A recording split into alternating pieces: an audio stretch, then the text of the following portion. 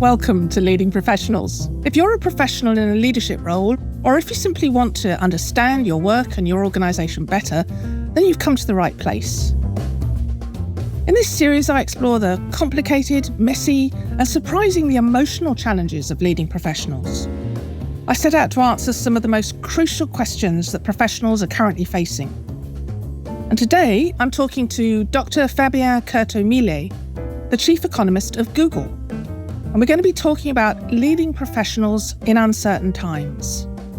I want to explore the implications of current short-term geopolitical uncertainty, as well as long-term AI-related disruption, not just for his work at Google, but for the rest of us.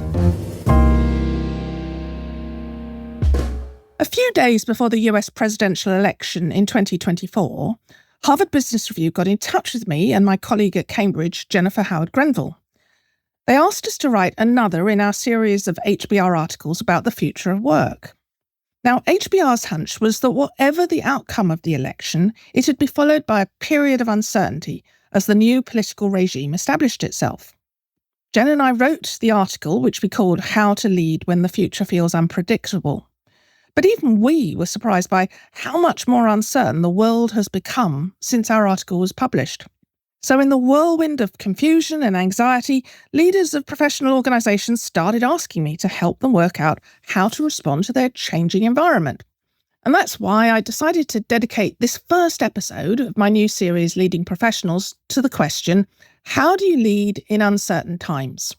And to help me explain this topic, I turned to an ex-student of mine, Dr. Fabien Curto Millet.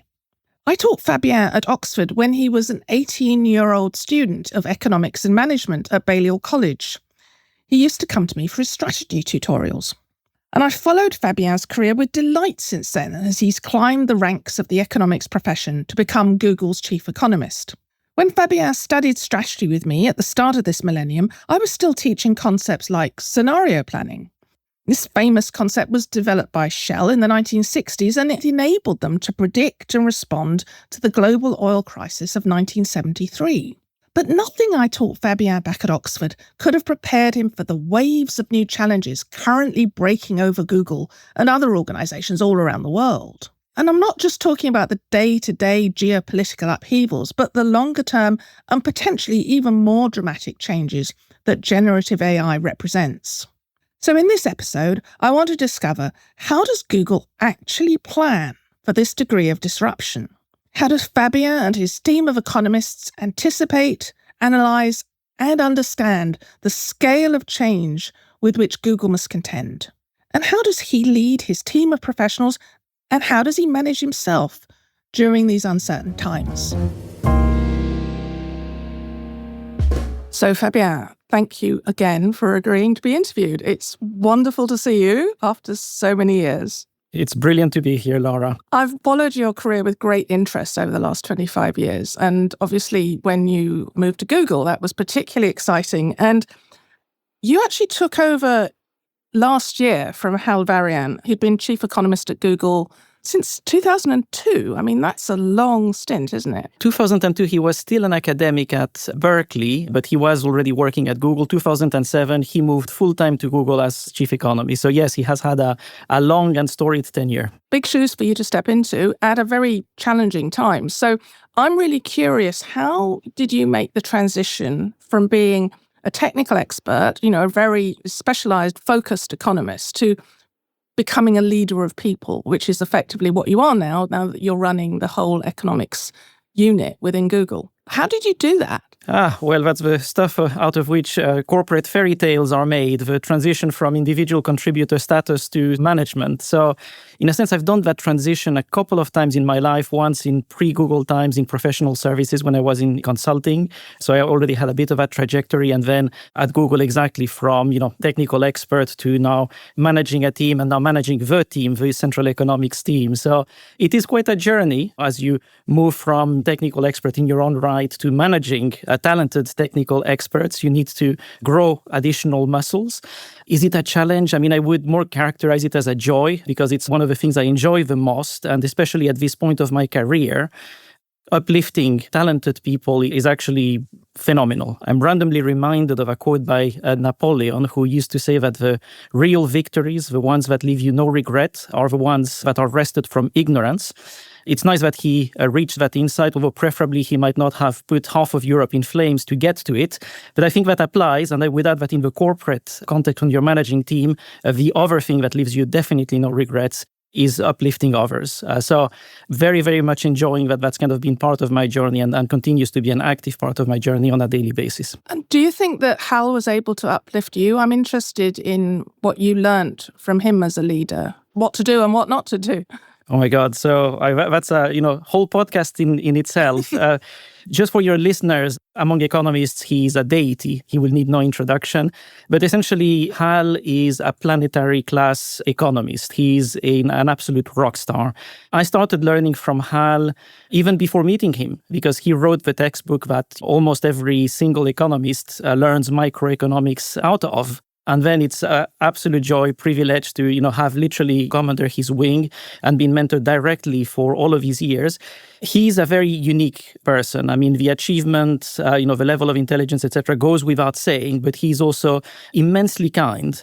He's comfortable in all settings, including a corporate setting, but he's not what you might call a corporate animal. So he brings in that sort of university style ethos and vibe with him. To give you an anecdote, I was very privileged. So we celebrated Hal's birthday a few years ago, his 70th birthday. So it was a grand occasion. And he had invited people from all the different chapters of his life when he was at Michigan, at MIT, at Berkeley, and of course at Google. And I was very privileged to give one of the tributes on that evening. And I really enjoyed hearing what other people from his different moments in life had to say about him. And I think it was one of his Michigan colleagues that said, one thing that was special about Hal is he always kept the door of his office open, and he was always tinkering at something. And if you passed down the corridor, he would shout out at you and say, "Do you have a moment? I've got something neat to show you." So that sort of expression, "I've got something neat to show you." And that's the constant creativity, intellectual curiosity that he brings to all endeavors, very sort of university style, but he brought it into a corporate setting.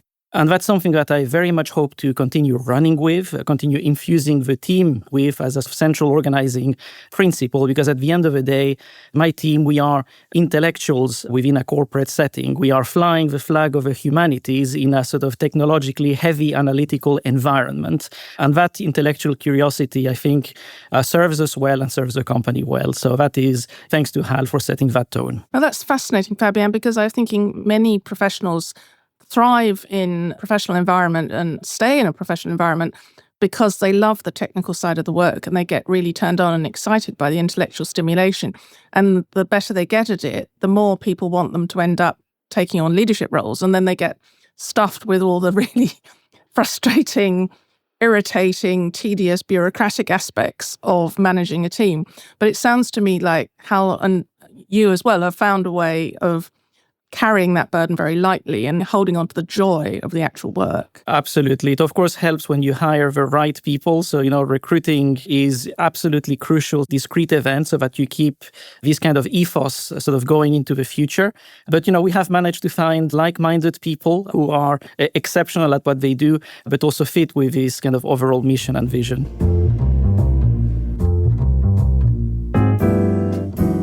Now, you took on the job at a pretty remarkable time. I mean, even just looking back to 2020, which was, 5 years ago, we've seen a degree of geopolitical turbulence and things happening which were previously unimaginable. So as of 2024, we probably all thought we had a pretty rough and exciting ride over the last 2 years.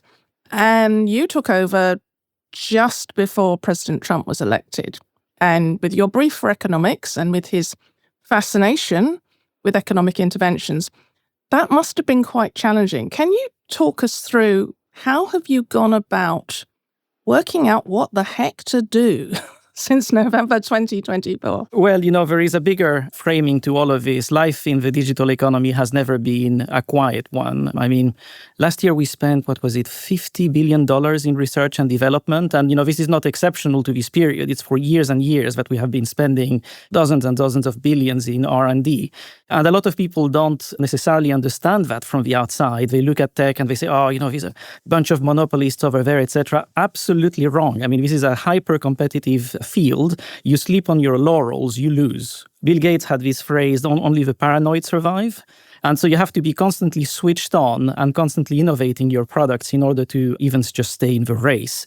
Another quote, this is from Nobel laureate John Hicks, an economist, who said the best of all monopoly profits is a quiet life. Life is not quiet in the digital economy, never has been. Now you've sort of brought us a little bit fast forward into the last few years, pandemic, etc., etc. And yes, challenges have mounted. It feels like complexity has exploded in very many dimensions. And we take that in our stride. We lean into our discipline, which has tools to organize thinking and sort of respond to environments like this. In a sense, we were made to be here at this point in time, helping the company with the best of economics. So that's a little bit how I take it. But I mean, we have 15 products with 500 million users globally, and 6 or 7 of them have 2 billion users. The complexity is insane. And when you move to regulation, because of course with success comes scrutiny, it's very natural. Just looking at Europe, we have, I think the Draghi report from last year mentioned 270 regulators that are enforcing tech regulations. So this is the sort of, as a global company, how we need to contort our operations here and there to adapt to local conditions, bearing in mind as well sort of the big picture in an environment which is turbulent, rapids, left, right, and center, etc. So we are never bored. And I also notice you haven't responded directly to my question, but I understand, Fabien, there are sensitivities around this kind of issue. So I'm thinking of the people who'll be listening to this podcast, and some of them will be leaders of $1 or $2 billion organizations, 3 billion, whatever, but chicken feed in terms of what you're used to. They won't have large teams of economists like you. They may not even have economists on the payroll. So can you explain to us, what does an economist actually do to help leaders of professional organizations make decisions? Let's imagine one of our listeners was trying to decide whether they wanted to hire an economist. Could you talk through what you do and why that is so valuable? Well, I'll tell you what I do and what my team does. It falls broadly into 4 buckets. I mean, some of them may apply more or less to different kinds of organizations. But the first one is what you might call macroeconomics monitoring and decoding. So decoding the environment. You mentioned sort of recent geopolitical uncertainties in the macrosphere. So understanding how that's playing out, how the economy is going to play out, and how, of course, it's going to impact our organization. So those are relatively traditional functions for economists, macro forecasting, etc., but have become more and more important in the current environment. Secondly, business economics. This is a big bucket where you bring the best tools of economics, econometrics, causal inference, etc., to just help the business make better decisions across the board. What's the right size for our sales force? What are the right sizes for different components of our sales force? These product features, which ones work better or less well in terms of generating revenues, user satisfaction, etc. We have the measurement tools that help you figure out the causality, tease it out in these complicated questions when there are a lot of moving parts. Thirdly, policy, regulation, antitrust. So I mentioned success, scrutiny, etc. Antitrust in particular is a 50-50 mixture of law and economics. So, the lawyers do the law and we understand the conduct on the market, what efficiency characteristics it presents, engage with regulators, etc. And not just on antitrust, in all manner of policies. And fourth, what you might call thought leadership, especially for a company like ours that is impacting the world so profoundly, understanding that impact. So we want to be bold and responsible when we roll out AI, as we develop, deploy it, understand how it's kind of reconfiguring, the future of work, what impact it has for education, development, you name it. When we sit across the table with, policymakers, they have all manner of questions in all of these areas, and we better have some answers. And those answers involve economics. So in terms of how you feed into, in the old days, it would have been the annual planning cycle, I suppose, in a conventional organization. As the economies become more and more turbulent on a day-by-day basis, Do you keep running the analysis at a faster and faster rate? Or do you abandon any attempts at having a planning cycle and just try and ride the rapids? I mean, how have things changed for you in the last few years as the pace of economic change has accelerated? Well, if you fail to plan, you plan to fail. So, you do need the planning. At the same time, with a recognition that you have to be nimble and that no plan survives first contact with the enemy, as it's said. So adaptability is the name of the game. Robustness is the name of the game, actually, when I come to robustness. So since we're opening this topic, I'll give you my spiel on how to deal with uncertainty or how economists think about uncertainty. So this is the advice I give left, right, and center over here. So we distinguish two types of uncertainty, call it, or concepts in this area. And this goes way back to 1921, separate contributions from Frank Knight and the excellent John Maynard Keynes.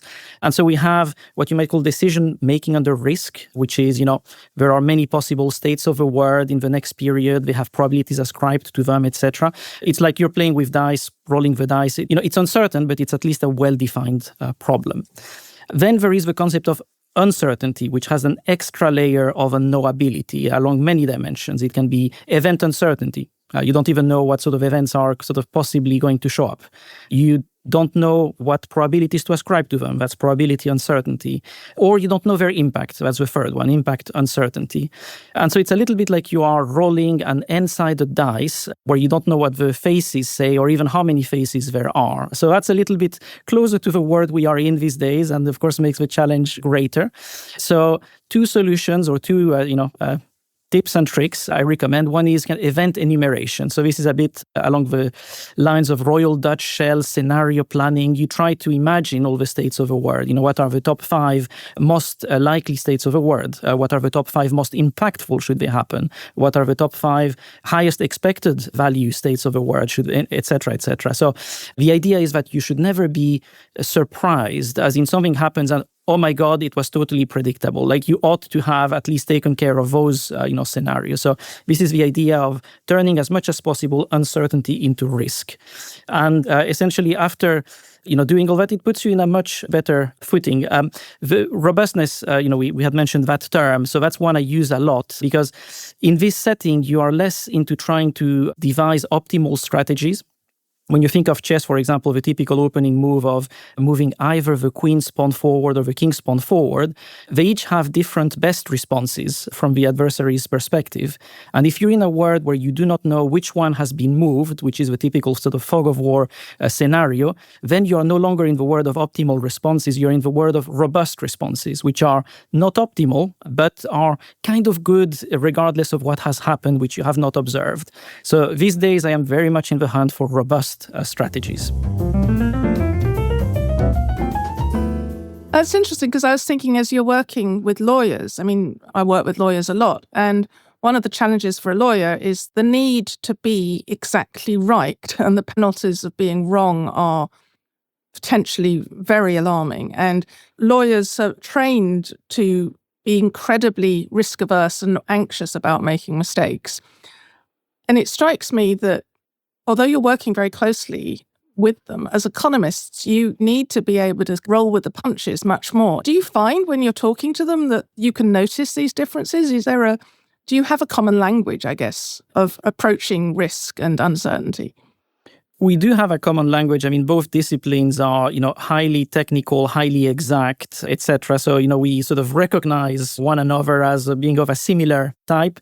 Maybe economists are a little bit more fluid in their approach.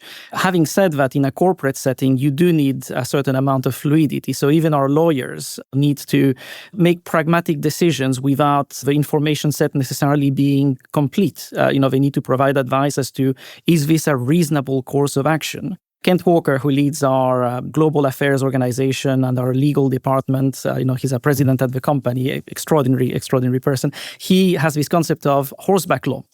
which refers to the old Wild West movies where you have a disagreement starting up in one of these towns filled with dust, and it's about to become a fight, and suddenly you have a sheriff riding in on the back of his horse and tries to adjudicate very quickly in a fluid environment with, again, not all of the information, since the sheriff may not have witnessed the whole scene. So that's what you need to do as a lawyer in a corporate setting, in a fast-moving field such as ours. And, I've borrowed that phrase from Kent. I use the phrase horseback economics. You similarly need to bring that degree of pragmatism. I love that analogy. That's great. Thank you. You're really making economics sound far more exciting than I remember it when I did my economics undergraduate degree. Yes, I wish in a way maybe I should have stuck with it. Now, obviously, we've been talking about the broader issues of the immediate challenges of day-to-day uncertainty, but there's one massive, great source of longer-term uncertainty, which is the development of AI and Gen AI at the moment. And obviously, you are very intimately implicated. So I'm curious, really looking ahead, to what extent do you actually use AI in your own department's work now? How do you use it? As of this week, how are you using it, first of all? Increasingly and liberally. So we have this concept of dog food at Google, as in eat your own dog food. And so we definitely lean into using our tools before they are sort of disseminated across the world at large. And so AI is in a phenomenal moment. It's a great time to be living through, including as a professional, very concrete things. So Gemini 2.5, a phenomenal model. This is the leap we have taken with this model is remarkable. So as an economist, it will not speak to everybody, but you can have conversations such as, Gemini solving a complex oligopoly model with tricky entry sort of conditions, solves them beautifully in my experience. Fabien, let's get a little bit more precise, because I understand the words you've just used, but I don't actually know what they really mean. So what would you have done before, and what do you do now with 2.5? So instead of solving it by hand, because this is just a bunch of math at the end of the day, you just prompt the model and with sort of, all the conditions of a problem, and essentially, boom, you can have a conversation, get the right answers to this, and a number of other problems, not just in industrial organization, information economics, you name it. You can have intelligence conversations as if you had like a, reasonably enlightened research assistant. Not everything is right, but then also when you speak with humans, not everything is what comes back is right, but it is at a level where really you have a sparring partner. And so this is in economics. It's also scientists are finding the same thing in terms of hypothesis generation. We have a feature or a product called Co-Scientist that a lot of people are starting to use. So you're starting to be able to have dialogue and refine thinking with the aid of computers in ways that were just simply impossible. Well, so you've got this department of amazing people. Yeah. How are you going to train and develop them if you're effectively using the AI to perform a junior analyst's role? That is a very good question, both for us and for the economy in general. But one way to think about this, so you can think of AI as an advance in the statistics of prediction. That's a very good definition that comes from Joshua Gans and a number of other people. So we are getting much, much better at coming up with predictions. But decisions do not only rely on predictions. So decisions need predictions, but they also need judgment. And that's the human component here that modulates, the whole thing. So yes, we have better tools, we have better calculators to give us, if you want, the lay of the land, the assessment of a risk we face, etc. But then you need to add the layer of judgment. So I am not, concerned about, us having things to do despite the AI getting formidably good. We just have a much, much better assistant in order to, achieve the results. But you do ask a good question as to, how do you get to the point where you can exercise judgment? Because a number of these tasks, indeed, in the professional services explicitly, summarizing briefs or doing baseline sort of stock forecasting or, whatever it is that you do, they cannot be taken over by AI. And so that will be a very interesting question as to how we structure our training programs. We can certainly empower all of these junior analysts, but it's the question of substitution versus augmentation. And that's what I'm sort of working on, and we are working on intimately at Google as we release these tools in our own environment. So in crude terms, 5 years from now, do you expect your team to be larger or smaller? Will you be replacing them with AI, or will you simply be able to do much, much more complex tasks with AI? larger team and doing more complex tasks with AI. That's kind of a direction of travel, certainly as I see it. Okay, well, let's get back to the human then, which is what ultimately I always find most fascinating, which is probably why I didn't stay as an economist. What does all this feel like? I mean, let's think about the last 6 months. Think about yourself in this new role. Think about all the challenges that have been happening in the global economy over the last 6 to 12 months. You talked about the robustness of your models. What about the robustness of you? How do you cope? I mean, why do you ask? It's been such a walk in the park. No. So, it is a very fair question. So how do I cope? So, this is personal philosophy. What was the song? Bobby McFerrin. So in every life, we have some trouble, but if you worry, you make it double. So I very much adopt that as a sort of North Star type of maxim, which, helps when you're sort of dealing with this make or break type of decisions on a daily basis. It really is true. Attitudes just can modulate the sort of human impact of the problems you handle considerably. And I am going to sound sort of very Californian, but sort of since being here, I'm sort of leaning into what I call applied Buddhism. So on a day-to-day corporate basis. Zen, I mean, every life has 10,000 joys and 10,000 sorrows. So I use all of that to contextualize sort of the problems that, arise, look at it in the scale of a race of the planets, if you will, not to diminish their importance, but to diminish their impact on me as an individual. So that's a little bit how I try to take them. I find this really intriguing because you, in the nature of your work, you need to anticipate and imagine things which most people just try to ignore. You need to be able to look the worst as well as the best straight in the eye and respond to it in some way. But you need to be able to do that without panicking, yes, without worrying. I'm wondering whether the fact that you are analysing it is somehow containing it. So rather than this being kind of an inchoate sort of, yes, oh my God, my job is to take this oh my God, and measure it and manage it. Do you think that makes sense? I think that makes sense. So in a sense, analysis is part of therapeutic processing of the complexity. If you do not analyze it, it's monsters under the bed and it's kind of unknown and terrible. And we were just talking about turning uncertainty into risk. So, absolutely, once you can sort of name it, categorize it, put a little label on it, put it on the shelf and, keep monitoring it, it does reduce the temperature on it. So 100% it is part of the process. And how do you manage that with your younger people who haven't seen it all before? What's your role there for them? No, that is a real conversation, of course, because this kind of detached and serene sort of attitude does come out of a certain amount of experience. So you want to accelerate the acquisition of experience for us as a team, because we do deal with various bits of kryptonite that do need to be disposed. And from a human perspective, that is not, super straightforward. So a few things of, how I approach this and, my management philosophy. So first of all, morale is essential. Napoleon, I quote Napoleon twice in a podcast, he used to say that... You are French, it's okay. Yeah. I am guilty as charged. Napoleon used to say that in war, the moral component is to the physical in a ratio of 3-1.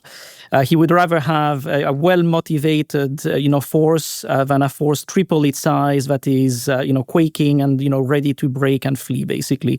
And, the same applies in corporate, settings. So especially with the sort of things we are dealing with, the motivation, seeing the bigger picture is essential. So the single best quote that defines my management philosophy comes from another Frenchman, Antoine de Saint-Exupéry, author of The Little Prince, phenomenally profound, work, where he said, if you want to motivate people to build a ship, you do not tell them to go off and collect wood and allocate tasks, etc. But you teach them to long for the endless immensity of the sea. So it's very natural fit for a mission-driven organization like ours, where our mission, as we always say, is to organize the world's information and make it universally accessible and useful. If that doesn't get you out of bed in the morning, I don't know what will.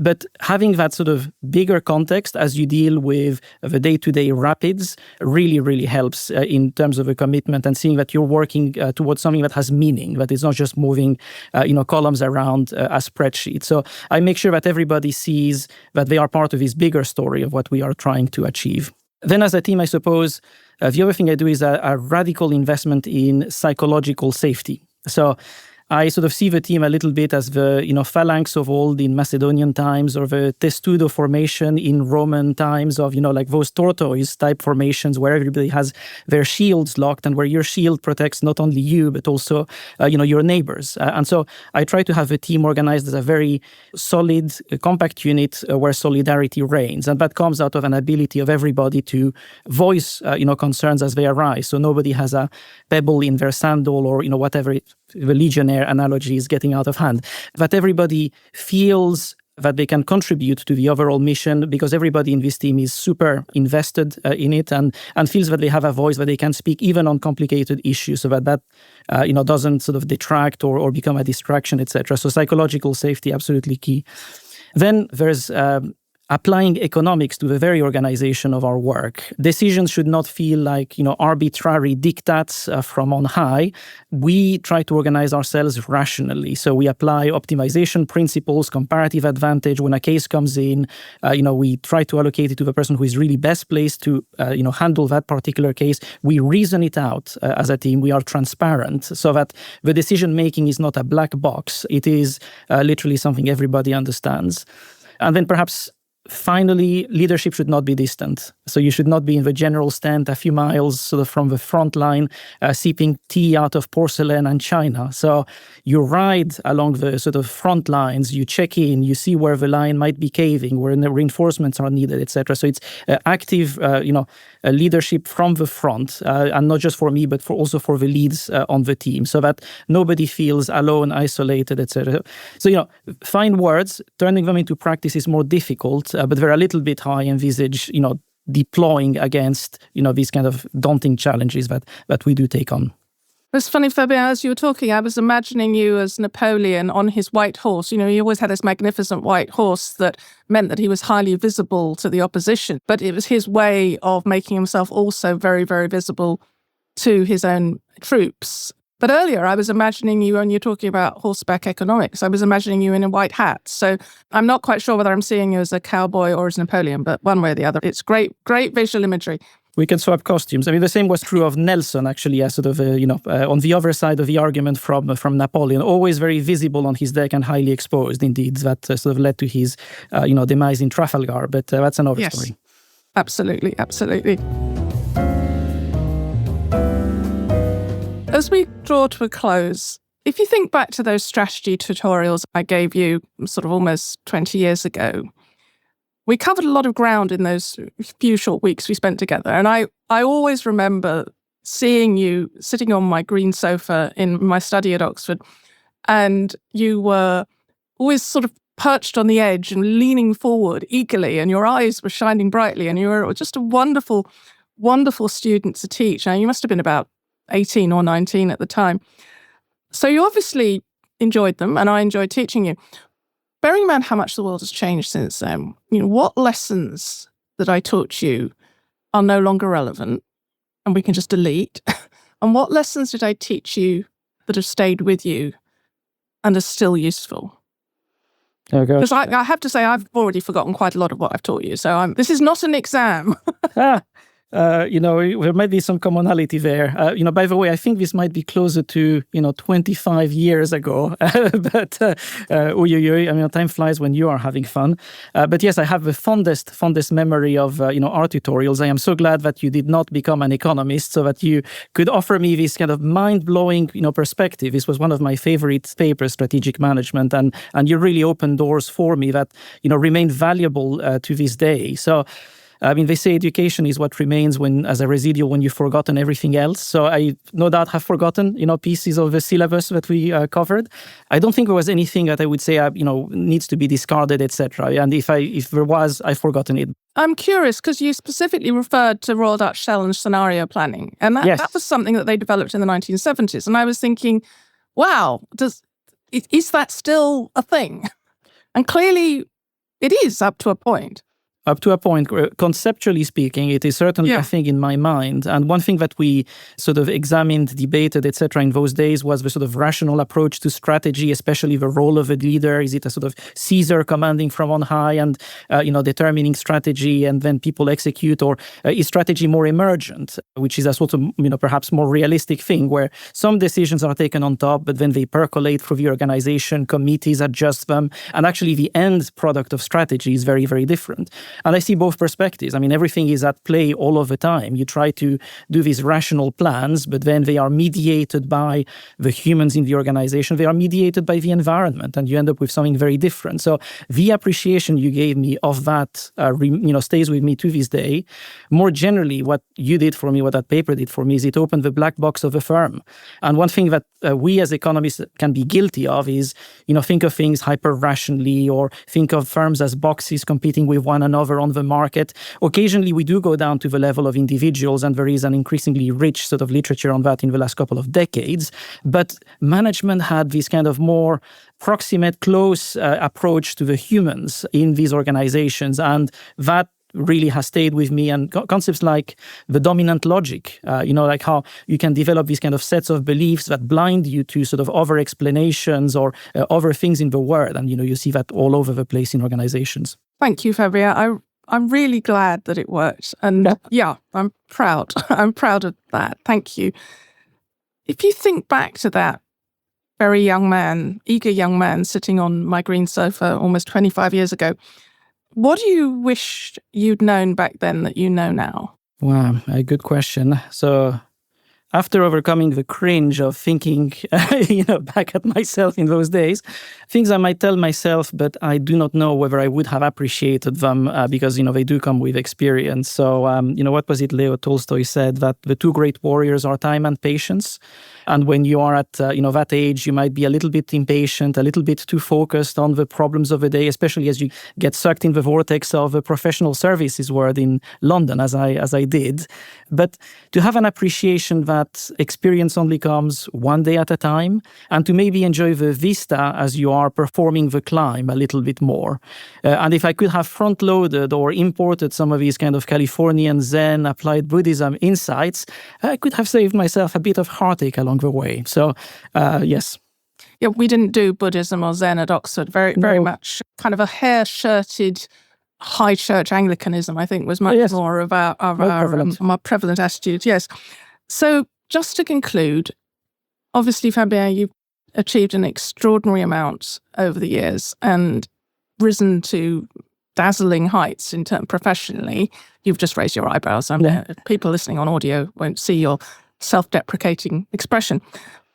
But coming to the end, what advice would you like to give to leaders of professional service firms? Maybe people like you moving into significant leadership roles, having loved their technical expertise, or people who are just feeling completely lost and bewildered by the changes that they're seeing all around them. What is just one thing you'd like to say to our listeners? Another very good question. So I guess when you come from professional services or when you're in that milieu, so analytical thinking is a big part of what you do. My advice would be to live in that with a little bit of, perhaps pragmatism. I mean, we talked about horseback law, horseback economics. John Maynard Keynes, again, had a quote, I would rather be vaguely right than precisely wrong. So bring in pragmatism in what you do. Don't analyze things or expect the world to be a QED sort of, perfect thing. Again, no plan surviving first contact with the enemy, etc. So, because that pragmatism will allow you to move more fluidly through the world and achieve more. And then, again, to connect with the theme of Buddhism or applied Buddhism, bring yourself back to the present moment. Because if you're in your head, as many of us are guilty of being when we are so analytically driven, you miss out information of what's going on around you if you're not in the present moment. And then you can miss out on leaning into the human contact. And one thing I recently heard, which is very, very true, when you are giving presentations or you're having important meetings, etc., as enough time passes, maybe people remember one of or two of the key substantive things that were discussed, but what they sure remember is how they felt at the time. So do not neglect, that dimension. So again, we are humans inside these corporate boxes, and that needs to be important and crucial. And this is an economist telling you. So, maybe listen. Wow, yes. I never thought I'd actually hear an economist say that, but you are a special kind of economist. Fabien, thank you so much. It was a joy to reconnect with you. Thank you, Laura. Same here. Fabien said so much that was interesting in our interview, and it's a challenge to identify the most important points to focus on. But there were 3 things that stood out for me as key learnings, key messages for professionals who are grappling with the question of how to lead in uncertain times. The first is lean into your discipline. Fabien explained how his economics training has been essential in helping him make sense of uncertainty, and not just his economist's analytical tools, but the inherent intellectual curiosity which motivates him and his fellow economists. As he said, we were made for these times. We are trained to take uncertainty in our stride. Now, obviously, most professionals listening to this podcast won't be trained economists. But whether you're an engineer or a doctor, a lawyer or accountant, an academic or consultant, you have been trained how to think. You've developed ways of making sense of situations and deciding how to respond to them. So, when you're confronted with confusion and anxiety, we should all lean into our different disciplines and draw on our specialist professional superpowers to render uncertainty manageable. The second key learning is the importance of turning uncertainty into risk. Fabien said we shouldn't attempt to devise optimal strategies, but focused instead on robust strategies, which won't collapse when confronted with the fog of war. And this is what he means by the concept of horseback economics. And it strikes me this approach is even more important when the uncertainty is coming from inside the organisation, as is the case with generative AI, shaking the foundations we need to stand on when facing up to the changes in the outside world. The third key learning is the value of bringing together the analytical rigour of analysis with a somewhat Zen-like philosophy of acceptance. Fabien realises that within the black box of economic modelling, there are many, many millions of humans just struggling to get by. The world is made up of predictable, rational processes alongside unpredictable, emotional humans. So the primary role of a leader in times of uncertainty is to provide an emotional container as well as an analytical structure to help colleagues steer away through these troubling waters. So to return to where we started. In our HBR article, Jen and I talked about reframing uncertainty as liminality. This concept is far less paralysing and far more empowering. The word liminality comes from the Latin limen, meaning threshold. The concept was developed by social anthropologists to refer to times of transition. In traditional tribal cultures, a young person's rite of passage would be a liminal experience. They were required to leave the comfort and security of their everyday lives and undergo a series of trials that were designed to test their readiness to become a fully functioning member of the tribe. Liminal periods can help us to understand what we're capable of. They give us a chance to question our assumptions about the way we work and the way our lives should be, and to ask whether those assumptions are still serving us. They're a time to experiment, to take risks, to stop looking to others to take care of us. Ultimately, they're a chance for us to realise that the solutions to uncertainty lie within ourselves.